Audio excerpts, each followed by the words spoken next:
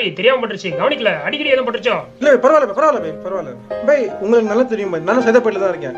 தினமே கடவுளே தான் போய் நீங்க மசூதிக்கு போவீங்க. அப்படியா? சைதாப்பட்டியா? உங்க பேர் நண்பா? ஃபெரோஸ் பை. ஃபெரோஸ், என் பேர் மன்சூர். ஆமா ஃபெரோஸ், சைதாப்பட்டன்றீங்க. சைதாப்பட்ட பள்ளியில உங்களை நான் பார்த்ததே இல்லையே. இல்ல பை, நான் ஜும்மா மட்டும் தான் வருவேன். மாடியில கடைசியில ஓரமா தொழுதுட்டு அப்படியே போயிடுவேன், பாத்துருக்க மாட்டீங்க. ஓ சரி, இப்போ என்ன பீச்சுக்கு ஃபேமிலியோட வந்திருக்கீங்களா? இல்ல பை, நிம்மதியே போயிடுச்சு பை. கடையில வியாபாரம் இல்லாம மண்டை காஞ்சி போயிருக்கு பை. என்னைக்கு இந்த லாக்டவுன் போட்டாங்களோ வியாபாரம் இல்லாம நிம்மதி இல்லாம போயிடுச்சு பை.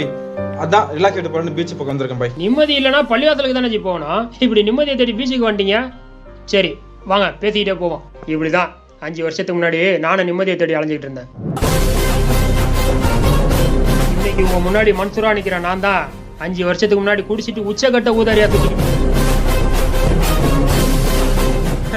அன்னைக்கு என் பேரு மணிகண்டன்.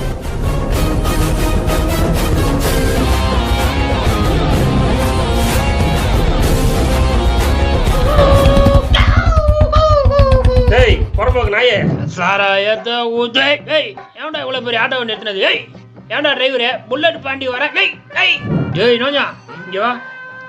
100 ரூபா சில்லறை வச்சுக்கிறா? இல்லையா? 100 ரூபா கூட இல்லாம எதுடா வெளியே வரா? நோஞ்சா மூஞ்சிய உன்னெல்லாம் ஏன்டா கடவுள் உயிரோட வச்சுக்கிறாரு? எந்த கடவுள்ரா என்ன சாவடிக்கிறதுக்கு? நின்னா ஒரு கடவுள், நடந்தா ஒரு கடவுள், வானத்துக்கு ஒரு கடவுள் வச்சுக்கிறீங்க. 1500 கடவுள் இருக்குது. முதல்ல அந்த கடவுளை போய் எனக்கு சரக்கு வாங்கிட்டு சொல்லினா சாவ வச்சிருவோம். ஓடு ஓடு. நான் என்ன சொல்றேன், நான் தள்ளு பா. சூப்பர் ஃபிகர்ரா டார்லிங். I love you. என்ன டார்லிங், செருப்பு வேணுமா? மாமா கிட்ட சொல்லி வாங்கி தரேன்.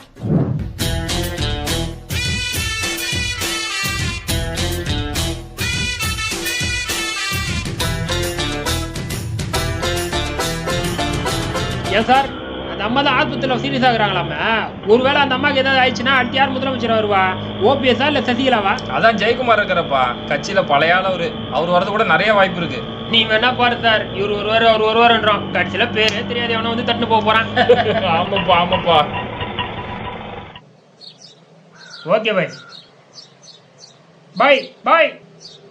எனக்கு ரொம்ப நாளா ஒரு சந்தேகம். ஒரு விஷயம் கேட்டா தப்பா எடுத்துக்க மாட்டியா? அப்படி தப்பா நினைக்கிற அளவுக்கு என்னப்பா கேட்டு போற? கேளுப்பா. நீ இந்த மசூதியில போய் கும்புறீங்களே, அதுக்குள்ள எத்தனை சாமி போயிருக்கும்?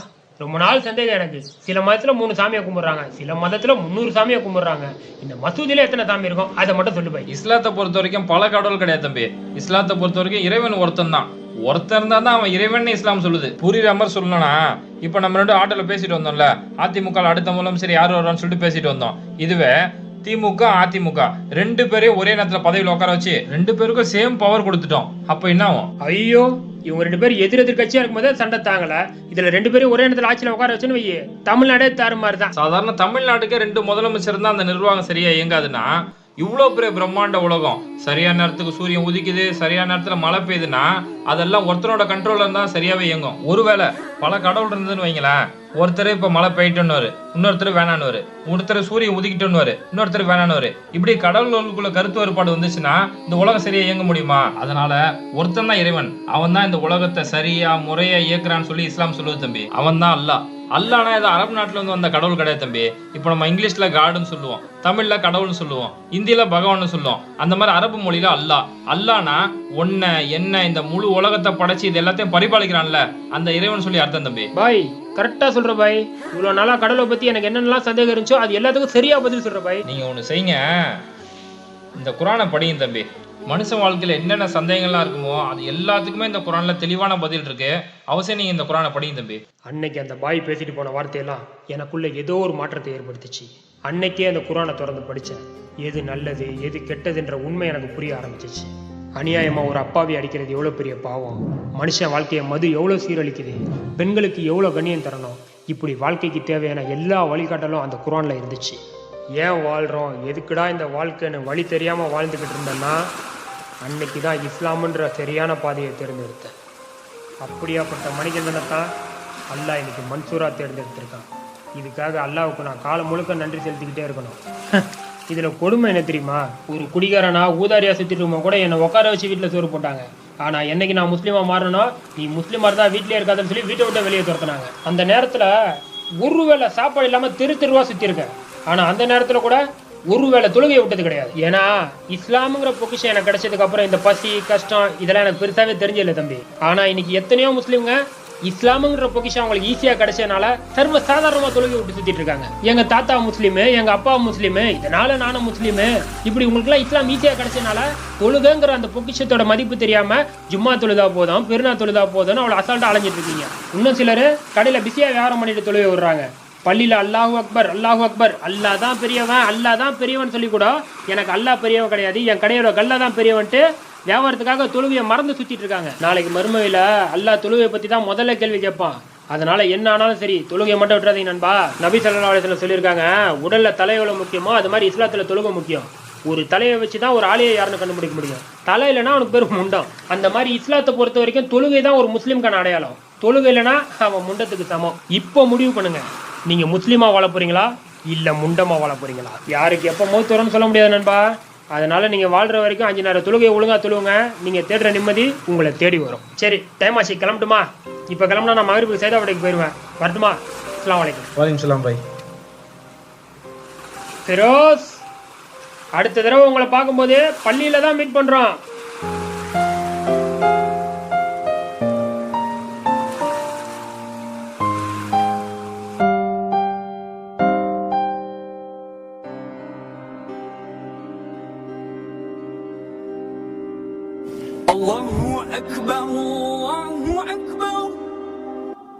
அல்லாஹ் தான் பெரியவன் பள்ளியில பாங் சொல்லும் போது எனக்கு அல்லாஹ் பெரியவன் கிடையாது, என் கடையோட கல்லா தான் பெரியவன்ட்டு இன்னைக்கு எத்தனையோ பேர் வியாபாரத்தை பார்த்துட்டு தொழுகையை விடுறாங்க.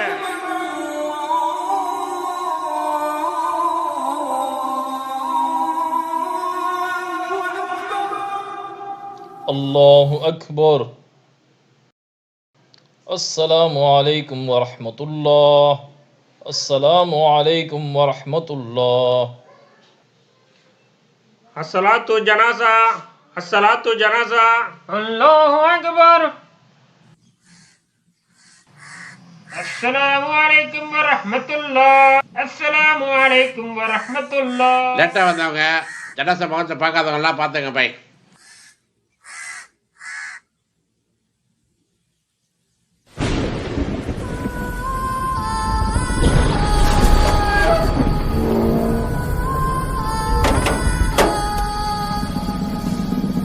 ஃபெரோஸ், அடுத்த தடவை உங்களை பார்க்கும்போது பள்ளியில தான் மீட் பண்றோம். யாருக்கு எப்ப மௌத் வரும்னு சொல்ல முடியாது நண்பா. அதனால வாழ்ற வரைக்கும் 5 நேரம் தொழுகையை ஒழுங்கா தொழுவுங்க. நீங்க தேடுற நிம்மதி உங்களை தேடி வரும். காலையில ஃபஜர் தொழு நல்லா வந்தாருங்க. தொழுவு முடிச்சுட்டு வீட்டில் போய் குரான் ஓதிருக்காரு, அப்படியே ரூபு போயிடுச்சு. குரான்ல தாங்க ஒரு வாழ்க்கையை தொடங்கினாரு. இன்னைக்கு குரான் ஓதிட்டு இருக்கும்போது அல்லாஹ் அவரோட ரூபை வாங்கிட்டான். எப்படியாப்பட்ட மௌத்து பார்த்தீங்களா? அல்லாஹ்வை நேசிக்கிற மக்களுக்கு இப்படியாப்பட்ட கண்ணியமான மௌத்து தாங்க கிடைக்கும். அவர் காலில் அடிபட்டு அவ்வளோ பெரிய கட்டோட நொண்டி நொண்டி பள்ளிவாசலுக்கு வருவாருங்க. அப்படி இருந்த மனுஷன் ஒரு தொழுவ விட்டது இல்லைங்க அவரு. யா அல்லாஹ், வாழ்க்கையோட அர்த்தம் தெரியாம மனம் போன போக்குல உன்னை மறந்து என் வாழ்க்கையை வீடா அழிச்சிட்டே அல்லாஹ். இனி உனக்கு பயந்து நன்மையான வாழ்க்கை வாழ்ற ரப்பே, உன் மேல சத்தியமா இனிமே எந்த பாவமும் செய்ய மாட்டேன் அல்லாஹ். என்னை மன்னிச்சிரு ரப்பே. நீ மன்னிக்கலாம் இந்த பாவி எங்க போவே அல்லாஹ். இனி என் வாழ்க்கையில ஒரு நேரம் தொழுகையை கூட விட மாட்டேன் அல்லாஹ். ஃபஜர் உட்பட எல்லா தொழுகை பேணுதல நிறைவேற்ற உதவி செய்யறப்பே. வாழ்ற வரைக்கும் உனக்கு உண்மையானவனா, மறுமைக்கான தயாரிப்போட நேர்மையான வாழ்க்கை வாழ எனக்கு உதவி செய்ய அல்லாஹ். யா அல்லாஹ், இந்த பாவியை மன்னிச்சிரு ரப்பே. யா அல்லாஹ், இந்த பாவியை மன்னிச்சிரு ரப்பே.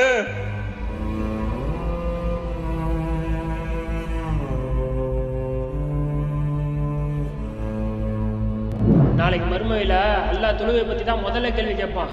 அதனால என்ன ஆனாலும் சரி தொழுகையை மட்டும் விட்டுறாதீங்க நண்பா.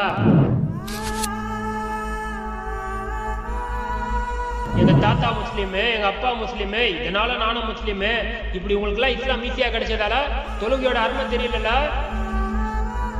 இப்போ முடிவு பண்ணுங்க, நீங்க முஸ்லீமா வாழ போறீங்களா இல்ல முண்டமா வாழ போறீங்களா?